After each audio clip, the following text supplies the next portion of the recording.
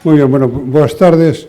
Benvidos ao terceira das sesións do ciclo de avances en Ciencia e Tecnoloxía. Este é un ciclo que está patrocinado pola Deputación da Coruña e que levamos organizando na Real Academia Galega de Ciencias dende hai 35 anos. Cada ano se dedica a un tema particular que teñan sempre relación pois, con avances, justamente. Son cursos, son seminarios non son para especialistas, pero son para un nivel xa de xente que está interesada polo tema. Non é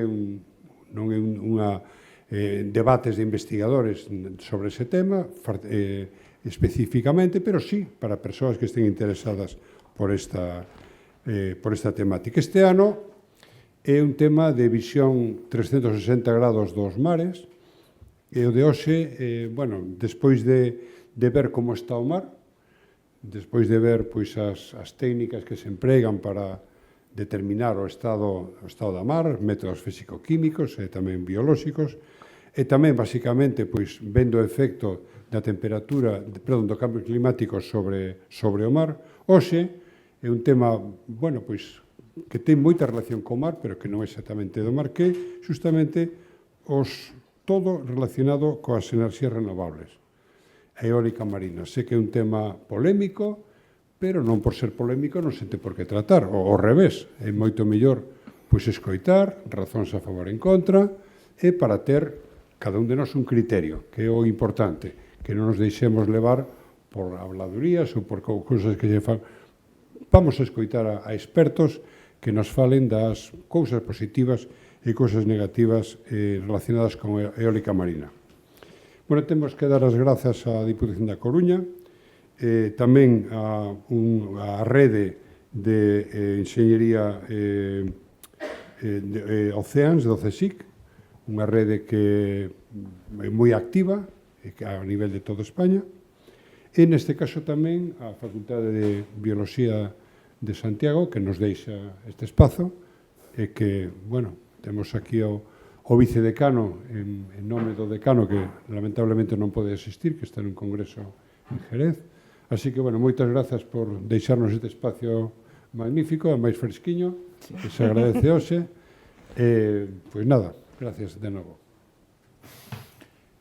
Pois, eu a verdade que teño que recoñecer que hoxe colleume totalmente por sorpresa este evento, porque efectivamente era o decano que tiña que estar hoxe por aquí, pero efectivamente, hoxe en día xa sabemos que temos que dedicarnos a todo, a investigación, docencia, xestión e tal máis, e a veces non se pode estar a todo, así que tocoume hoxe, eu estou moi afastado deste campo máis medioambiental e tamén do tema das enerxías renovables e todo iso, así que non podo falar moito diso, que si podo decir que para nós unha honra acoller esta terceira e cuarta xornada deste evento. Agradecemos á Real Academia a súa confianza depositada na Facultade de Bioloxía para estar aquí e organizar este tipo de cousas. Quedo tamén trasladar un cordial saúdo do decano, aínda que hoxe non pude estar aquí, quería estar presente nas súas verbas. E tamén, gustaríame tamén, que este tipo de relación entre a Facultade de Bioloxía e a Real Academia sexa fructífera e demais, como está sendo, e que seguimos así no futuro para organizar este tipo de cousas. Sentimos un especial orgullo por este tipo de colaboracións. Esta é unha facultade que nos gusta falar dela como unha facultade moi diversa, porque aquí temos estudios de bota e de bata, de bioloxía máis molecular e da parte tamén máis ambiental, así que estamos acostumados a que esa confrontación de ideas. Como vexo aquí que tamén vai haber un pouquiño diso entre a favor e en contra de determinadas cousas, e creo que este é o marco aceitado para que haya esa diversidade de opinións, sempre de dosto respeto e sempre con datos por diante, que haxa unha boa discusión, así que simplemente moitas grazas pola vosa presenza e desexamos desde a Facultade de Bioloxía unha xornada moi productiva. Moitas grazas. De feito, aquí o máis importante, din as grazas aos organizadores, aos que nos acollen, pero o máis importante son os poñentes que veñen hoxe e, dende logo, os organizadores, os profesores Fiz Fernández e Miguel Gil, que son os dous do Instituto de Investigacións Mariñas de Vigo, que son os que organizaron todo o ciclo e que teñen a palabra para presentarnos a xornada de hoxe.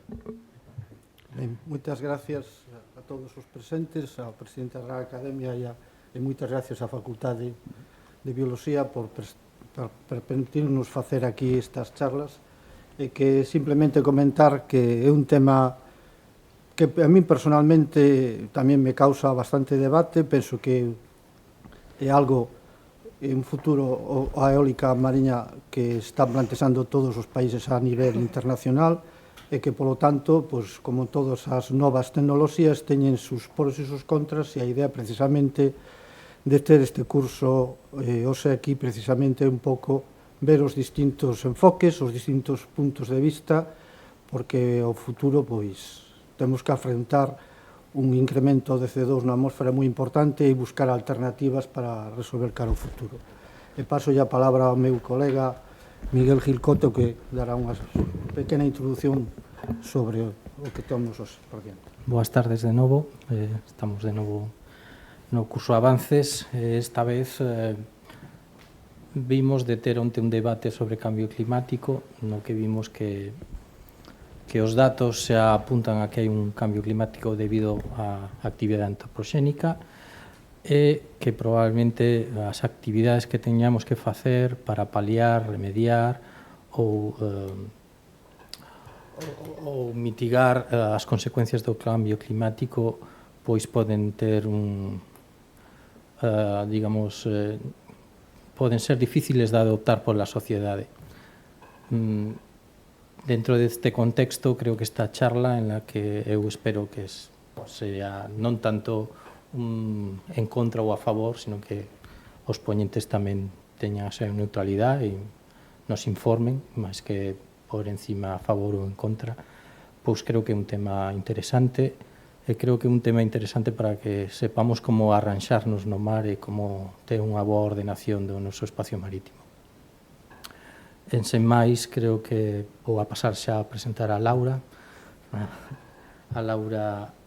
Castro Santos, que é profesora titular na Universidade da Coruña e que dará paso coa poñencia o potencial das enerxías renovables mariñas na Península Ibérica. Laura é doutora internacional pola Universidade da Coruña, como xa dixen, é profesora titular de Universidade na Escola Politécnica de Enxeñería de Ferrol e investigadora do Centro de Investigación en Tecnoloxías Navais e Industriais da Universidade da Coruña. A súa investigación céntrase no estudo técnico-económico das enerxías renovables mariñas, enerxía eólica mariña, enerxía undimotriz, sistemas híbridos de enerxía mariña, enerxía solar mariña, etc. Esta actividade investigadora a desenvolveu en varios centros de investigación estranxeiros no eido das enerxías renovables mariñas, tales como o Laboratorio Nacional de Energía e Geología e o Center for Marine Technology and Ocean Engineering. Laura coordina o grupo de investigación MARES, Materials and Renewable Energy for Engineering, Environment and Sustainability, que está formado por 13 persoas. Froito da súa actividade investigadora, recibiu o primeiro premio do Colexio Oficial de Enxeñeiros Industriais de Galicia, o premio ao mellor póster no Congreso Deep Wind en Noruega e o 9º premio de investigación González Llanos na área de enxeñería naval. En 2023 foi incluída na World Top 2% Scientist List, que elabora a Stanford University na categoría de Enabling and Strategic Technologies. Y sin más, Laura, tienes la posibilidad de empezar. A ver si furrula.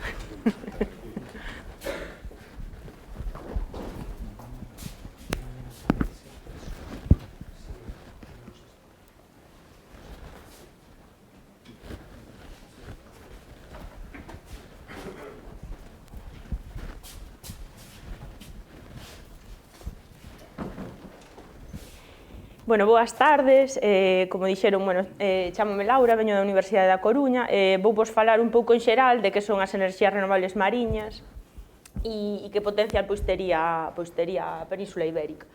Estes son os temas que vamos a tratar, simplemente un contexto xeral, despois dentro deste contexto onde vemos distintos tipos de renovables mariñas, veremos que a eólica mariña é a máis desenvolvida, entón falaremos pois do presente e futuro pois deste tipo de enerxía en xeral na Península Ibérica. No punto 5 puxen un apartado do noso traballo para que vexades un pouco o que facemos e finalmente unhas pequenas conclusións. Entón, o planeta Terra, bueno, esta foto saqueina en Areoso, aquí en Galicia, non sei se estiveches, o noso, porque parece o Caribe, digo, o noso planeta está formado un 70% por auga e un 30% por terra, non? Sen embargo, o 99% das enerxías renovables que se instálanse na terra, vale? É simplemente, bueno, un e pico por cento, vale? 1,1 en eólica mariña e 0,02% de unimotriz instálanse no mar. Entón, estamos desaproveitando moita da capacidade que ten o noso planeta pois, para xerar enerxía, digamos. Entón, a enerxía que ven do mar, digamos, pode ser pois, que ven das ondas, que ven das correntes, das mareas, por exemplo, e tamén pode vir pois, de cousas ou digamos, axentes pois, que non están no mar intrínsecamente. Por exemplo, o vento, que está no mar, pero non está físicamente no mar, digamos, e o sol, que incide tamén no mar, pero non está no mar. Entón, as primeiras denomínanse enerxías oceánicas e as segundas, pois, enerxía eólica mariña, enerxía solar mariña, etc. E todas elas son enerxías renovables mariñas, vale? Hai varias clasificacións de enerxías renovables mariñas, eu aquí poño as máis, eu creo que as máis coñecidas, probablemente a segunda sexa a máis coñecida de todas, pero bueno, poño as tres, considerando o tipo de enerxía, a batimetría, é dicir, a profundidade que teñen as zonas onde se instalan, e a distancia á costa, tamén en relación co punto de instalación. Entón, considerando o tipo de enerxía, bueno, aquí poño a eólica mariña, unimotriz, por exemplo, sistemas de correntes. Hai máis gradientes térmicos, etc., pero, bueno, son moito máis minoritarias, entón xa non me vou meter nelas, vale? Están máis en investigación. Despois, considerando a batimetría, establecese un límite que, bueno, hai autores que citan en 50 metros, a maioría en 60 metros, eu vou poñer 60 metros de profundidade. Entón, no presente, a maior parte das enerxías renovables mariñas instaladas están serían sistemas fixos, vale? De menos de 60 metros. Sen embargo, bueno, aquí poño o exemplo do Mar do Norte, vale? Onde hai moitos aeroxeradores mariños fixos. Sen embargo, o futuro, a maior parte das plataformas continentais do mundo pois van a sistemas moi profundos, vale? Sistemas flotantes, irían aí. Entón, bueno, aquí poño o exemplo de Portugal, onde se instalou pois, un parque eólico mariño flotante fai uns anos. Considerando a distancia que temos desde o punto de instalación ata a costa, poderían ser sistemas na costa, vale, que están dentro, por exemplo, nos espigóns, etc., vale? Sistemas a menos de 20 km da costa e sistemas xa moi lonxe da costa. Isto, evidentemente, pois, tes que ter pois, a normativa, tes que ter en conta a normativa e outras moitas cousas, pero, bueno, esta é unha clasificación xeral, vale? Entón, se analizamos o recurso enerxético dispoñible, o 82% das enerxías, digamos, que se poderían obter do mar serían ventos, vale, oceánicos. E o seguinte punto, onde está aquí, serían olas, vale? Ondas. Entón, o resto é verdade que existe e que hai zonas de moito potencial, por exemplo, de correntes, son predicibles, etc., pero, bueno, son menores, vale? Entón, a maior parte de vento e ondas. Entón, actualmente, a tecnoloxía máis desenvolvida, neste caso, pois sería a eólica que obtería o recurso do vento, vale? Despois, bueno, esta sería digamos, unha evolución, vale, da situación actual. Entón, nos estamos, máis ou menos, os sistemas fixos, vale, que dicíamos que eran aqueles que están instalados a menos de 60 metros, xa están nunha etapa, digamos, comercial, vale, das estruturas. Os flotantes, bueno, aínda están desenvolvéndose, aínda que eu creo que actualmente xa están bastante comerciais tamén, vale? Evidentemente menos que estes, vale? Pero bueno. Despois, os sistemas de correntes, mareas e tal, pois tamén están aí a par, ondas, os sistemas de aproveitamento das ondas teñen un problema, bueno, non un problema, pero bueno, nos sistemas eólicos mariños xa hai unha clara clasificación de cales son os tipos máis potencialmente millores tecnolóxicamente.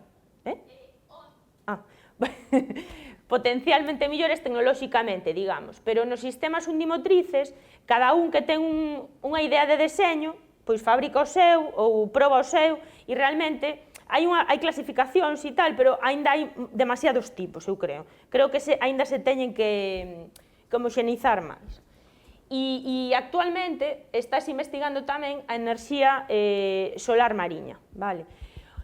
Nós temos un proxecto, bueno, falarei despois del, pero nós temos un proxecto disto, eu creo, polos resultados, aínda non acabamos o proxecto, pero polos resultados dá má sensación de que vai ser máis sistemas auxiliares ou hibridación con eólica mariña ou cousas destas, vale? Non tanto parques solares mariños, pero bueno, tamén está aí, digamos. Ou, por exemplo, como sistemas auxiliares para portos, para a defensa, ou que teñen que baixar as súas emisións e tal, pois o mellor cousas deste estilo, vale?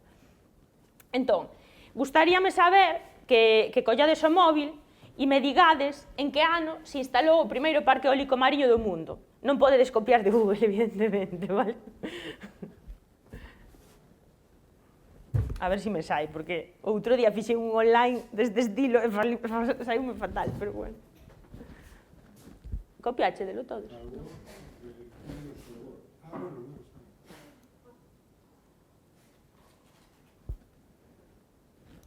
Están escaneados, máis ou menos, sí.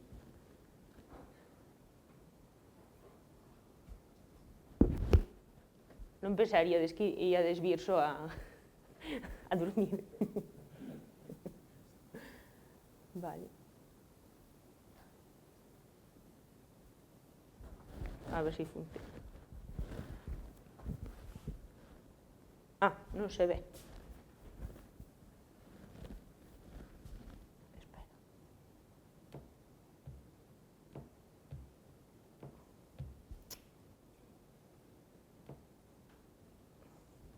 Ves agora, non? É que está extendida a pantalla, non está...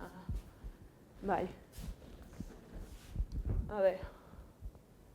Ano máis probable, 2015. 2004. Isto é como facer os millóns. 2004, moi ben. Vai gañando 2004, non? Sí? Vale, ui, perdón. A ver como fago agora, espera.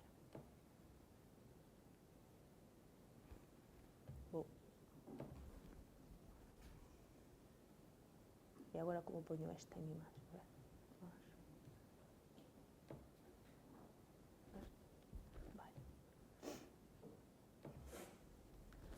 Vale, entón, dicíades todos no 2004, non? Pois o primeiro parque eólico mariño do mundo construíuse no ano 1991, vale, en Europa. E o de Vinderby foi o primeiro e foi de tipoloxía fixa, vale, de menos de 60 metros. É dicir, é un parque que fai 30 e pico anos que se construíu. Polo tanto, esta tecnoloxía, aínda que a nos non sone que é nova, realmente non o é, vale? E é unha tecnoloxía que no sector naval xa se facía nos anos 50, nos anos 60, no oil and gas, vale? Entón, bueno, hai experiencia nese sector, digamos. Entón, se no ano 91 apareceu o primeiro sistema de eólica mariña fixa, no 2017 apareceu, bueno, a eólica mariña flotante, concretamente, bueno, en Viana do Castelo, o primeiro parque semisumerxible, vale, do mundo, que está aquí ao lado, en Portugal. Portugal, de momento, vai gañando, vale, frente a Galicia e a España. Entón, no 2030 non sabemos, pois si haberá enerxía das ondas, enerxía solar mariña, outro tipo de enerxías, vale? Entón, Neste contexto de que a principal enerxía renovable mariña ou a máis desenvolvida tecnolóxicamente é a eólica mariña, voume centrar solamente nesa, vale? Entón, un parque eólico mariño está formado por aeroxeradores, bueno, aquí hai un, pero habería máis, vale? Unidos entre eles por cables que se chaman interarrais, vale? Despois están unidos a unha subestación offshore.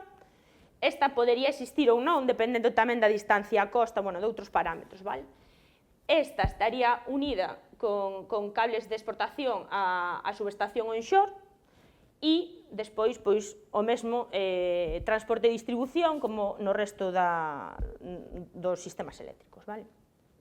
Entón, os principais tipos de plataformas de enerxía eólica mariña son, dixemos que en función da batimetría había fixos e flotantes, vale? Entón, estes serían fixos e estes serían flotantes. Dentro dos fixos e dos flotantes hai moitos máis tipos, vale? Puxen aquí estes 4 só porque son os máis habituais, digamos, e para non confundir, porque como hai tantos tipos, pois creo que é máis sinxelo. Estes 4 tipos fabricáronse en Ferrol, vale? Xa, no estaleiro de Navantia Fene. Entón, xa temos aquí tecnoloxía para fabricar este tipo de estruturas, vale? Estes serían os fixos, vale, que van sobre o leito mariño, vale? Estes serían os monopilotes, os jackets. Estos serían para profundidades, bueno, agora sí que é verdade que os hai para profundidades un pelín maiores, pero realmente os sistemas de transición serían entre os monopiles e os flotantes, serían as jackets, que son como uns sistemas de celosía, vale? Similares ás torretas eléctricas, e despois teríamos os flotantes, que os máis, digamos, representativos ou os que se instalaron máis, que son poucos, pero bueno, sería a semisumerxible, vale? E a SPAR. A SPAR é como se fora unha botella, vale, de Coca-Cola, que a metes no mar e está lastrada pola parte de abaixo e flota, vale, con os amarres. O sea, é un sistema super sinxelo de construir. Este e este son cilindros ao final. Son soldaduras fáciles e é bastante fácil de construir. Estes dous teñen, digamos, nodos e entón é máis complicado de fabricar, vale? Hai máis horas de traballo e estas cousas, vale?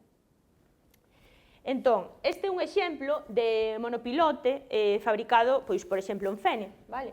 Isto, se pasades pola Ponte das Pías, bueno, aquí vexo que teño a un alumno, antigo alumno meu, seguramente os ve todos os días a ir nos barcos, vale? Pero aquí non se ve a magnitude do grande que é isto, vale? Vese aquí unha persoa, pero que se o ves aí de frente é moi grande, vale? Este é un monopilote, como vedes é unha estrutura, bueno, cilíndrica e xa está, por dentro vai baleiro, vale? Despois, as jackets, que son estas estruturas, isto tamén en Fene, en Ferrol, e, por exemplo, estas son de 3 patas, pero as primeiras que deseñaron ali eran de 4 patas, e decidiron, no seguinte proxecto, facelas de 3, porque así cabían máis na barcaza, vale? Entón, a nivel de custos, reducíase, aínda que a estrutura era máis cara, pero despois a nivel, os barcos estes son bastante caros, vale? Entón, a nivel económico, mellorábase, vale? Despois, estes son outros sistemas fixos que non os puxen antes, pero para que vexades que existen tamén, o trípode e os sistemas de gravidade. Este, por exemplo, sería de formigón, non falei, pero a maior parte das estruturas son de aceiro.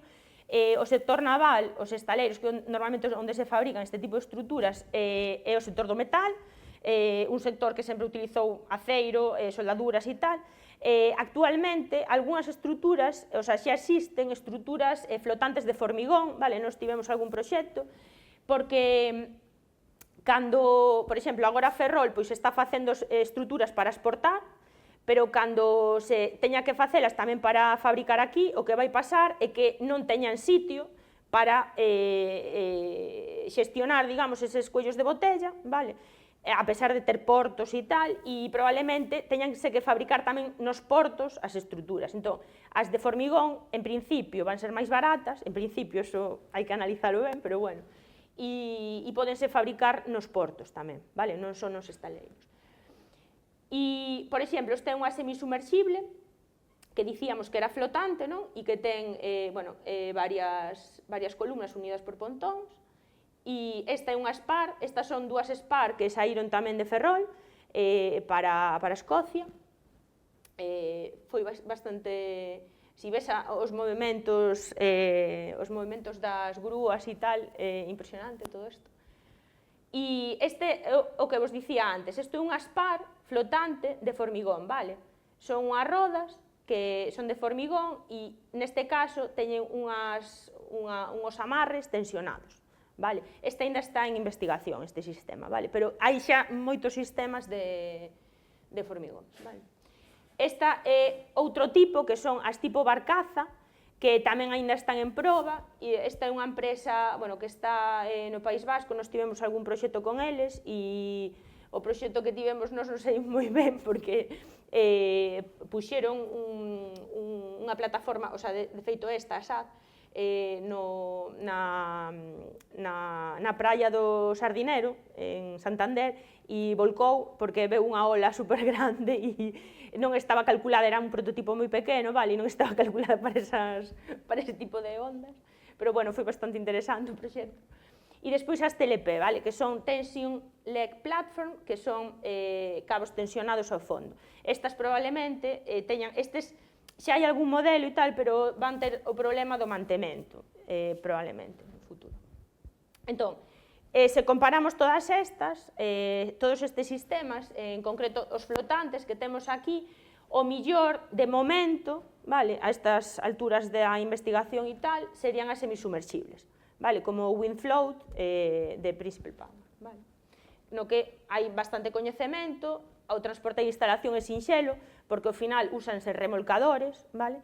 É verdade que no de Ferrol foi desde o estaleiro ata o porto exterior nunha barcaza e despois saiu remolcado, pero bueno, o transporte fundamental é remolcado, e un remolcador existe en calquera porto en Galicia, é barato e non ten problema. Vale? Aquí teño un vídeo que é o... bueno, non vou tocar nada, non vai a ser... é a fabricación precisamente desta WindFloat ali en Ferrol. A ver, tiña que cortar ese cacho. Entón, este foi unha das plataformas que se instalou en Portugal, no parque WindFloat Atlantic, e fíxose en Navantia Fene, esta estrutura que dicíamos semisumersible, de tres cilindros unidos, vale? Isto, claro, require moitas horas de man de obra, vale? Saíu desde o estaleiro de Fene, nunha barcaza ata o porto exterior de Ferrol, e despois ali afundiuse cun sistema de lastre e tal, lle engancharon o aeroxerador encima e despois foi remolcado ata Portugal. Vale. A verdade é que, bueno, isto é moi resumido, pero velo en directo impresiona bastante, porque son moitas toneladas, vale? Vedes aquí o tamaño da xente, vale? É impresionante. A ver se sabe.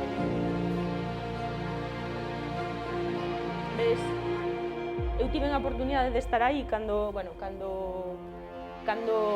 estaban fabricando e parece que non se move nada, sabes, pero claro, este é o barco, vale, que o leva. Hai en sitios, en asteleiros que saen xa remolcados desde o estaleiro. O que pasa é que este xa era moi grande e aquí eu lles preguntei, me dixeron que tiña que haber mareas vivas, bueno, entón tiñan que esperar mogollón de meses para facer o procedimento e perdían cartos, vale? Entón o fixeron con barcaza, que ainda que tal.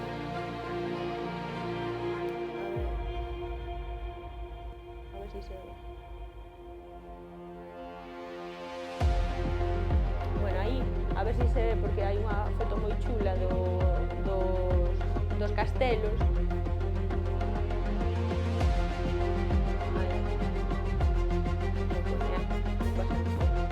Hai os castelos, bueno, de San Felipe de Ferrol.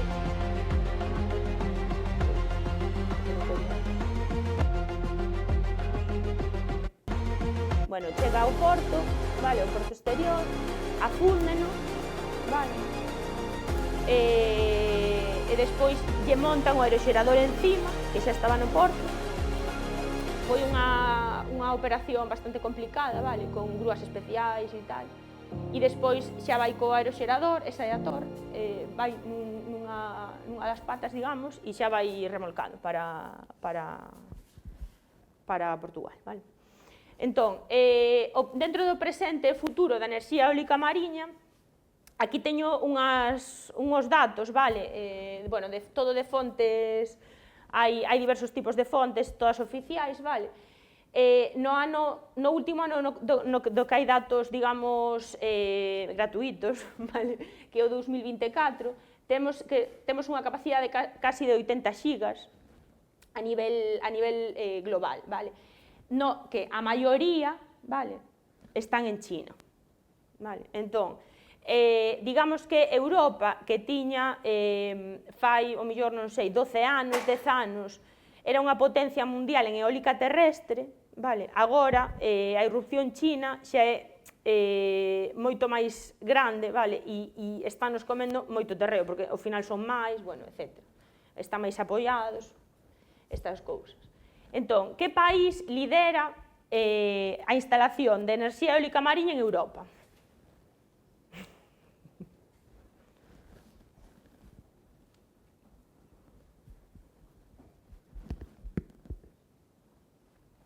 Vou poñer aquí, senón...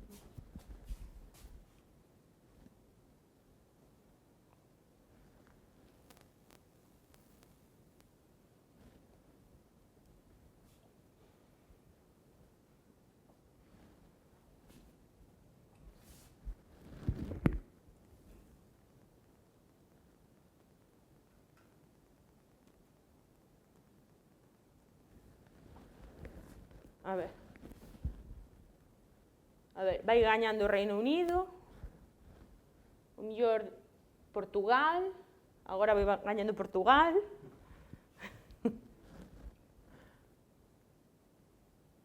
Noruega, de momento vai gañando Portugal, non? Algún máis?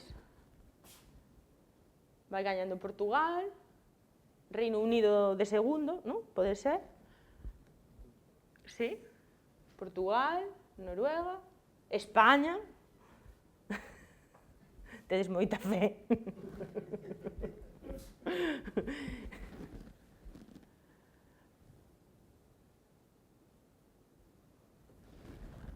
Vale, pois o primeiro é Reino Unido, vale? A pregunta era un pouco trampa, porque como era Europa, non era a Unión Europea, pero bueno. Vale, entón, o Reino Unido é o que ten a maior capacidade, vale? Instalada, bueno, estes son datos de 2024, vale, non sei, eu non atopei outros mellores ou máis actualizados. España, no ranking este ten 7, eu non sei exactamente onde saen, eu creo que o de 5 megavatios que hai en Canarias, que é un parque, o sea, é un aeroxerador offshore, pero que está sendo probado nun porto, vale, que é offshore, pero está na terra, e o outro será o de Saitec, non sei exactamente cales son, pero bueno, o sea, que non existen, basicamente, podíamos poñer 0 aí, vale? Entón, vamos, bueno, España fai eso, 10 anos, era a segunda potencia eólica fixa en Europa, cando eu fixen a tese de doutoramento fai 12, 13 anos, éramos os segundos, os por aí, e agora estamos no último, vale, e porque nos falsan os datos, porque realmente o do 7 non é moi así. Entón, en total hai 37 xigas, vale, instalados en Europa. A maior parte destas instalacións están no Mar do Norte, vale, o 80%. No Mar de Irlanda, no Báltico e no Atlántico, menos do 1%, vale.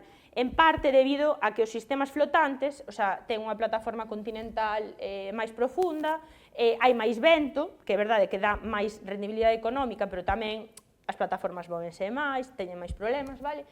E que, claro, primeiro pois instalan o máis barato, digamos, e despois o máis caro, non? Pero, bueno, o futuro vai estar aquí no Atlántico, vale? Entón, a maior parte das plataformas que hai son monopais, vale? Monopilotes. Os monopilotes eran sistemas fixos, de menos de 60, vale? Metros. E os seguintes son as jackets, vale?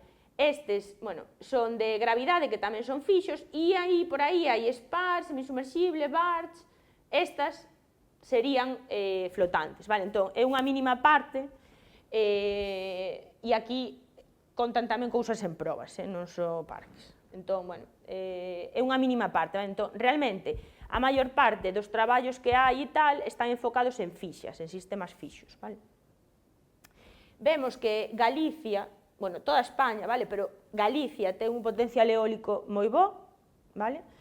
E vemos que os custos, vale, o levelized cost of energy, que é o custo nivelado da enerxía, é un parámetro para comparar distintos tipos de enerxías nunha zona concreta, foi baixando, vale, pois desde o 2010 de $200 megavatio hora ata 80, máis ou menos, no 2022. Aínda ten que baixar probablemente algo máis, pero bueno, xa está baixando bastante, vale? Dentro das enerxías renovables mariñas, a eólica mariña é a que ten menor LCOE. Vale. Aquí puxen, isto como non me vou meter, porque eu non son bióloga ni nada polo estilo, puxen visión xeral dos impactos medioambientais das renovables mariñas. É verdade que poden ter moitos impactos, hai moitos estudios, pero tamén é verdade que a maior parte dos estudios están enfocados en sistemas fixos, vale, de menos de 60 metros. Entón, eu creo que hai que darlle pois un tempo a que os parques que están en explotación flotantes, que aínda que son pequenos, pois bueno, existen, pois que teñan pois esa información para poder testeala, validala e estas cousas, vale? Pero, bueno, hai datos que poden falar pois de recuperación xa de hábitats e de cousas destas. Obviamente, por exemplo, isto é o caso de Portugal, vale, do Windfloat Atlantic, eu tomei a fonte da propia empresa, o cal non sei se é moi bo, pero bueno, non atopei outra, e nos 5 anos de operación atoparon agora 270 especies, vale, xa vivindo tal. Entón, polo que lín por aí en referencias, a modificación da fauna e da flora faise no momento da construción, vale, máis que despois. Despois volven outra vez todos os animais e tal, incluso crecen máis, vale.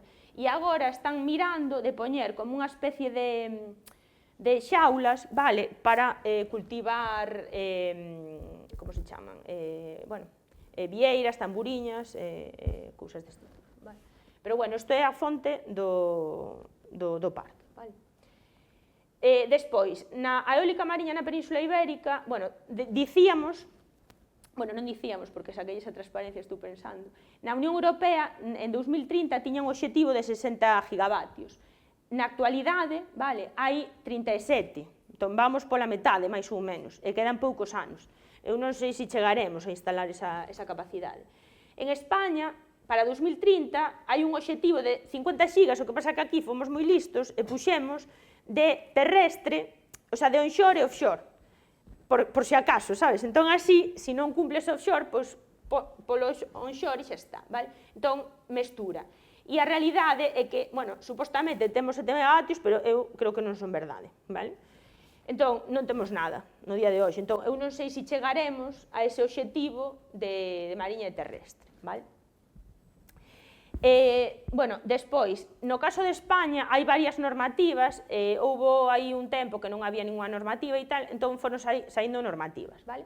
Entón, no 2021 saiu a folla de ruta da eólica mariña e de outras enerxías renovables mariñas en España.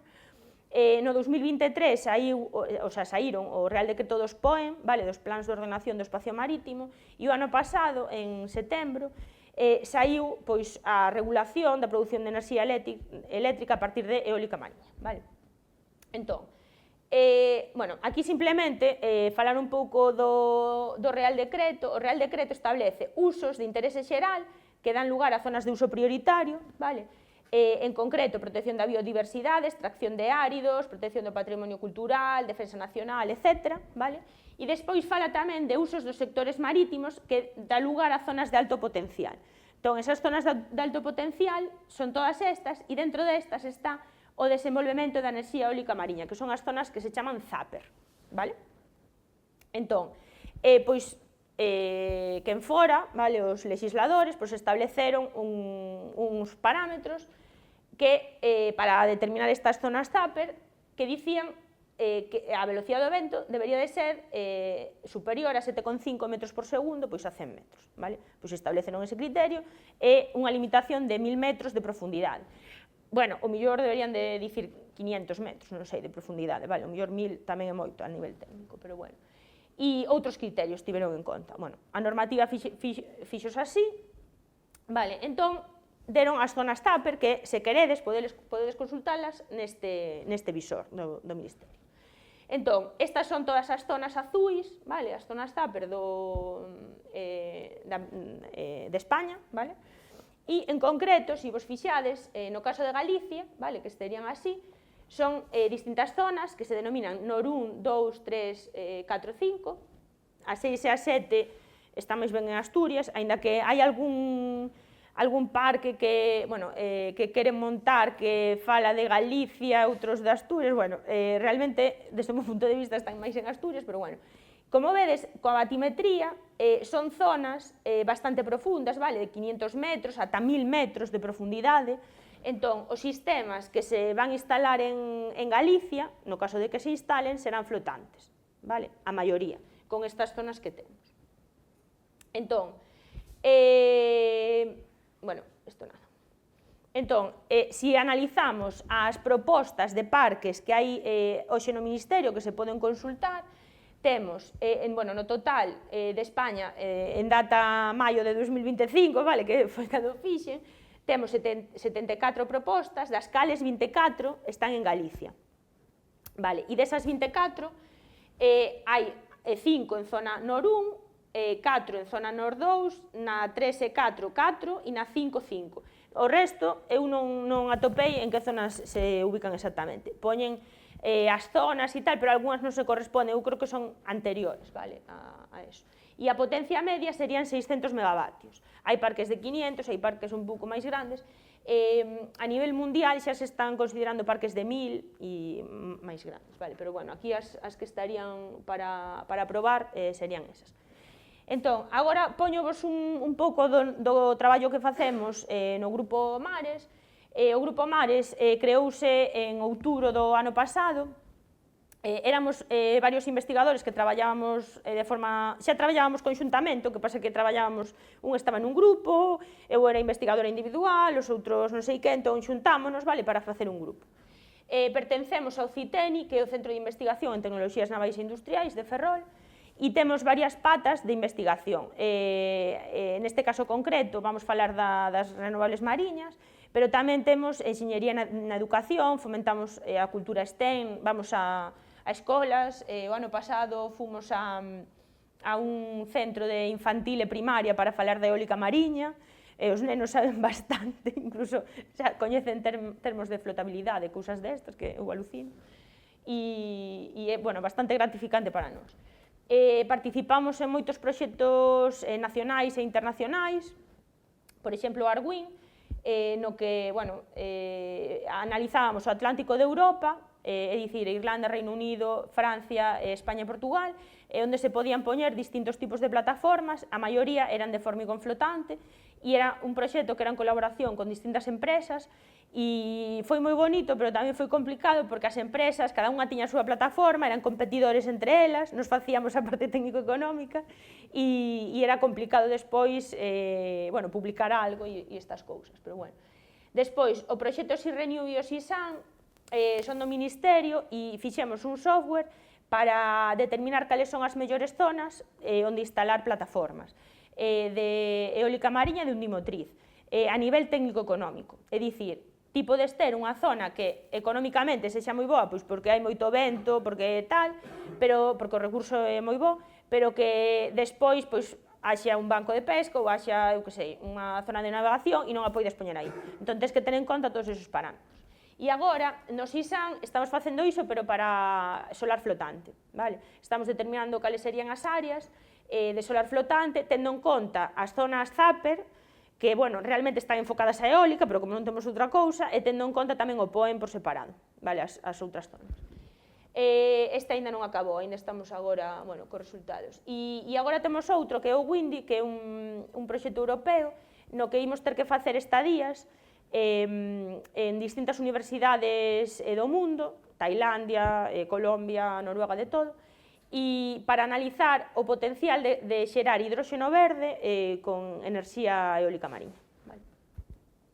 Bueno, entón, a nosa evolución foi un pouco esa, da eólica mariña pasamos a unimotriz, despois sistemas híbridos, agora solar mariña, tamén estamos meténdonos un pouco no tema do hidróxeno, e o desenvolvemento de distintos softwares, como vedes, este é o inicial, que eu digo é o cutre, pero realmente é o que funciona realmente ben, vale, de momento. Ti lle metes o tipo de, o sea, a localización, o tipo de plataforma e os parámetros que queres, por exemplo, pois o precio do aceiro. O precio do aceiro é algo que vai influir bastante, vale? Os custos de capital, a tarifa, non é o mesmo a tarifa pois en España que a tarifa en Francia, que a tarifa no Reino Unido, etc. Entón, ti podes cambiar eses parámetros e dache os mapas da rendibilidade económica, vale, do parque na zona concreta. E agora estamos pasando daqui a aquí, facendo xa un programa no que as empresas poidan ser usuarias, o sea, non venderlle as empresas, pero que poidan poderlle, digamos, ofrecer o servicio de localizar o seu parque e tal, para eólica mariña, e agora estamos facendo para solar mariña, vale? Bueno, xa sería tamén introducindo portos, outra serie de características, as restriccións, vale, tamén no mesmo programa e todo xunto. E, bueno, estos serían algúns exemplos, por exemplo, aquí pois, temos os bancos de peixes, e aquí serían pois, todas as restriccións xuntas, tendo en conta pois, tamén batimetrías, cousas así.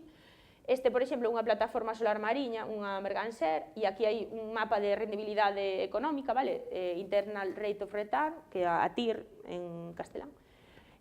Temos os mapas e, por exemplo, aquí estaba restringido creo que a 1000 metros de profundidade e despois faltaría meter ya restriccións, vale? Das zonas onde se poden instalar, non se poden instalar e tal.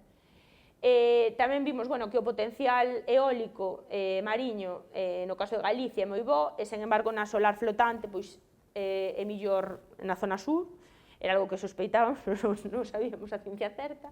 E tamén como localizar con sistemas multicriterio cales son as mellores zonas para implantar determinadas actividades en función pois, de determinados parámetros que analizan pois, expertos. Vale? Esta é a pata da parte de docencia, vale? Que gústame tamén falar dela porque a min gústame moito. Por exemplo, bueno, tivemos un proxecto STEM fai uns anos con Turquía e tal, e agora temos un capacity building, un Erasmus, no que supostamente os países do oeste de Europa, o sea, Italia, España e Bélxica, lle ensinamos aos países do este de Europa, Xeorxia, Azerbaiyán e Ucrania, como mellorar as súas políticas enerxéticas e, por exemplo, como implantar sistemas na universidade, pois, graos ou mestrados en relación coa enerxía e cousas destas. E esta ainda está en vigor e é bastante interesante tamén. Entón, como conclusións, aquí, bueno, no caso de Galicia, pois temos a industria, non? Así como resumen, temos a infraestructura, temos portos, bueno, aquí puxen o de Ferrol, pero tamén temos o da Coruña, lóxicamente, temos o coñecemento de centros de investigación todo o longo de Galicia, bueno, a investigación, os centros de formación, vale, en todo tipo de enxeñerías, bueno, bioloxía, etcétera. Entón, pois, por que non vamos instalar enerxías renovables mariñas, vale? Evidentemente, hai que chegar a un consenso entre todos os factores implicados e hai que facer un estudio pormenorizado das cousas, pero, bueno, é algo que se estamos rodeados de mar, pois, por que non utilizar, sen estropear, lóxicamente, vale? Entón, bueno, aquí poño que non nos deixemos simplemente influir polas noticias, vale, que son nos xornais, porque o papel, pois, aguanta o todo e bueno, en fin, ás veces non di todo exactamente como é, vale.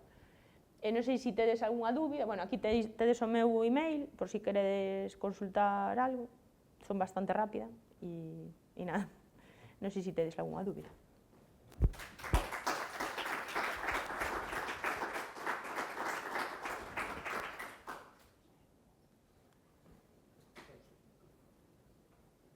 Non hai dúbidas, quedou todo clarísimo.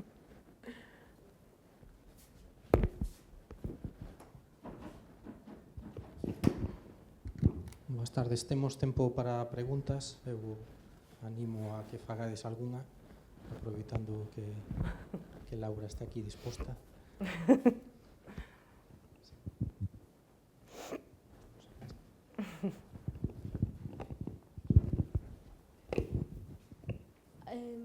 Hola, a min gustaríame saber un pouco que si tedes en parte algún tipo de criterio biolóxico de como pode afectar os ecosistemas, aparte de centrarvos en criterios ou parámetros económicos e tecnolóxicos, tipo se tendes en conta como pode afectar, pois, por exemplo, contaminación acústica ou danos ao fondo mariño, ese tipo de factores. No noso caso, temos en conta solamente, por exemplo, capas, sabes, creadas polo Ministerio, por quen sexa, que son, pois, zonas de protección ambiental, zonas de Red Natura, sabes, 2000, non sei que, cousas destas, bancos de peixes, pero todo dado polo Ministerio, ou pola entidade correspondente. Pero nos en sí non facemos estudios medioambientais dese estilo. O sea, non é o noso foco de investigación.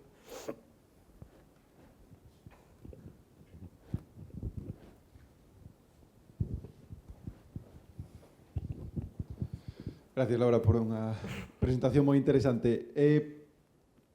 Enfocándonos nas zonas de ZAPER, de desarrollo de eólica mariña en España, no teu punto de vista, cal sería o mellor emplazamento, tendo en conta o LCOE que analizástedes e o TRL 8 aprox que pode ter a eólica flotante? Onde crees que pode ir un proxecto sen ser extremadamente caro? Aquí, na de Ferrol, está clarísimo eso. A ver se está aquí. A ver, nesta. Ai, onde está? Nesta. Sí. A que profundidade? Están moi profundos, pero é a zona con máis vento. Bueno, Canarias, lóxicamente, pero a infraestructura para montalo está máis aquí. Entón, despois lle metes os custos de ir desde aquí, porque ali hai esteleiros e tal, pero tanto volumen e que o esteleiro de Ferrol é moi grande. Entón, desde o meu punto de vista, aí. Sí. Interesante. E botas de menos algunha zona que sería lóxica, hablo de toda España, como potencial zona de implementación de eólica mariña, polas condicións Metocean, basicamente? A ver, en Gibraltar sei que hai zonas boas de vento e tal, o que pasa é que Gibraltar non podes poñer nada, porque claro, é unha zona de paso de todo por aí. Entón, realmente non. O sea, eu creo que se fixo ben. O que pasa é que é verdade que limitaron bastante as zonas. Eu entendo que unha primeira aproximación, que hai que ter contentos a todos os factores e tal, pero en realidade é moi pouca a superficie da totalidade do que hai en todos lados, vamos. Pero bueno, eu entendo que como primeira aproximación máis ou menos está ben. Sí. Podo. Para esos 600 megavatios de media que planteasabas, cantos muiños máis ou menos serían? Depende da potencia do muiño. É que agora hai nos de 15 megavatios, é que depende. Sobre 40 serían, entón. Sí, depende da potencia, porque os que están montando agora, eu creo que a 15, o sea, os que están, por exemplo, o que saiu de Ferrol tiña 8 e pico, pero foi xa fai 5 anos ou así. A xente cos que fai, o sea, os que fai os estudios por aí fannos coa de 10 do DTU, porque é a que ten datos, basicamente, pero eu diría 15 megavatios por aeroxerador. Entón ocuparía unha cantidade moi pequena de área comparado coa mancha azul que hai aí. Sí, pero bueno, hai moitos proxectos para esas zonas. Sí. O sea, pero a potencia que se está prevista son 3 gigavatios, non unha potencia moi grande. Sí, o que pasa é que ti despois podes separalos para non ter en conta o efecto estela e tal, pois a distancia, eso tamén hai diversidade de opinións sobre a distancia que teñen que ter, que si depende, bueno, de entre as filas ou entre as columnas de aeroxeradores, pois 5 diámetros, 6 diámetros, 8 diámetros, depende do sitio onde ves. E esas zonas están fora de navegación marítima, digo por tema de seguridade, Sasemar e demais? Supostamente deberían. Vale. Algúnha pregunta máis? Alguén ten?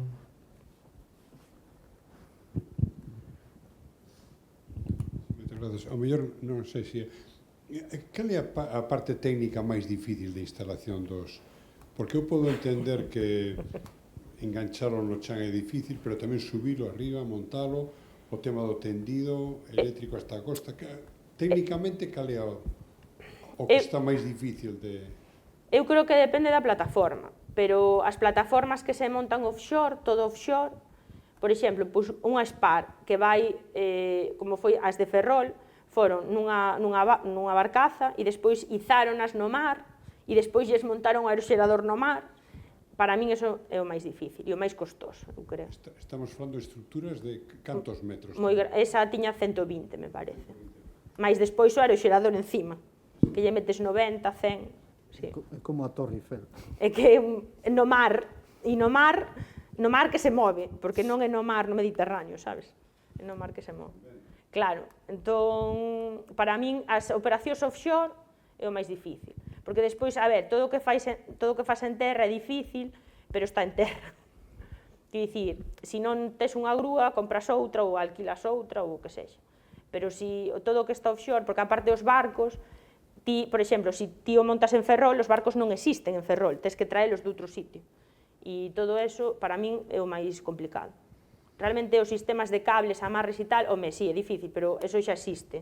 Xa é algo que se fai máis habitualmente.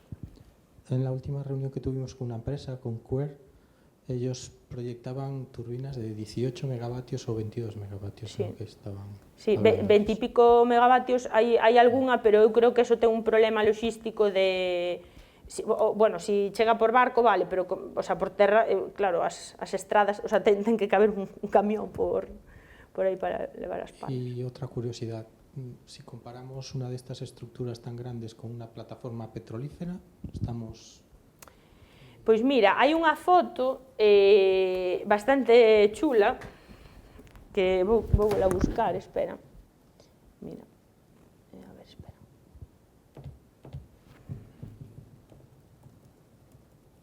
Espera, vou a buscar...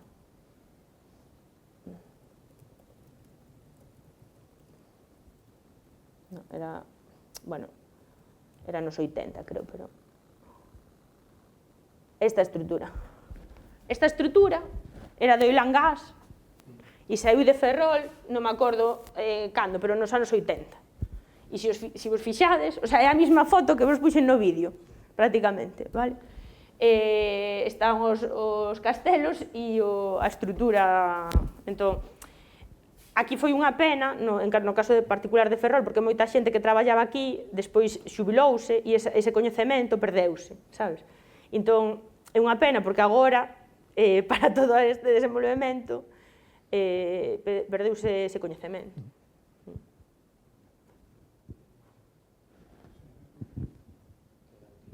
Curiosidade de... Pois claro, a ventaxe que ten é o tema da fricción, verdad? Na terra, o vento ten menos... retrásase porque fricciona. A pregunta é, se se fai esta instalación nun porto exterior, como podería ser o de Ferrol ou mesmo da Coruña, digamos, a potencia do vento perde moito con respecto ao mar?